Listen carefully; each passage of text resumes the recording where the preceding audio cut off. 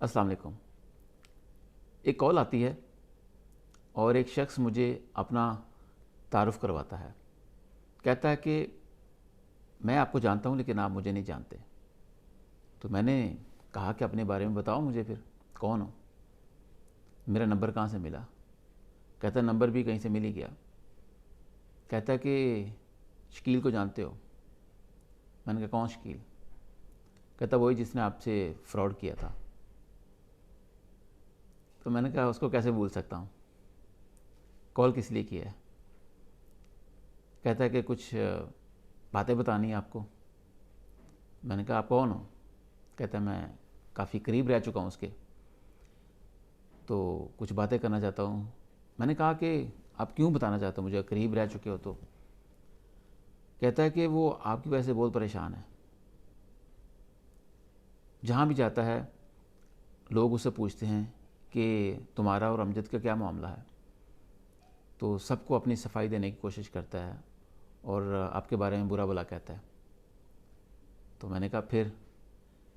کہتا ہے میں کافی عرصے سے اس کے ساتھ ہوں، جہاں بھی جاتا ہے جب صفائی دینے کی کوشش کرتا ہے تو اس کے الفاظ اس کے ساتھ نہیں دیتے، اور ہر بار اس کا بیان تقریباً مختلف ہوتا ہے۔ تو مجھے اندازہ ہو گیا کہ یہ بندہ جھوٹ بول رہا ہے، کتنے لوگوں کو صفائی دے گا؟ تو میں نے کہا کہ پھر اتنے لوگوں کو پتہ کیسے ہے کہ یہ سارے معاملے کا؟ کہتا ہے شاید انہوں نے آپ کی ویڈیو دیکھی ہوگی، ویڈیو آپ کی کافی وائرل ہوئی تھی۔ تو میں نے کہا آپ مجھے کیوں بتانا چاہتے ہو یہ ساری چیزیں، یہ کیوں بتا رہے ہو، آپ کا کیا ابھی سے لنک ہے؟ کہتا ہے کیونکہ میں نے ابھی اس کے ساتھ چھوڑ دیے ہیں۔ میں نے کہا اس کی وجہ؟ کہتا ہے کیونکہ اس کے والدین اور اس کے بہن بھائی بھی اس پہ ٹرسٹ نہیں کرتے ابھی، کیونکہ یہ ان کے ساتھ بھی جھوٹ بولتا ہے اور ہر بار کوئی نئی سٹوری ان کو بتاتا ہے۔ جو معاملہ اس نے آپ کے ساتھ کیا اس کو اس نے اپنے گھر والوں سے بھی چھپایا، اور لالچ میں اتنا آگے جا چکا ہے کہ ہر وقت ڈپریشن کا شکار رہتا ہے، کبھی حلیہ بدلنے کی کوشش کرتا ہے، کبھی چھپا رہتا ہے، کسی میٹنگ میں نہیں جاتا اور کوشش کرتا ہے کہ بس چھپ چھپا کے اپنے کام کر لے۔ میں نے کہا اس کی وجہ؟ کہتا بس اس کو یہ خوف رہتا ہے کہ جہاں بھی جاؤں گا لوگ یہ سوال کریں گے، کیونکہ ویڈیو کافی وائرل ہو گئی تھی، کافی لوگوں نے چہرہ دیکھ لیا۔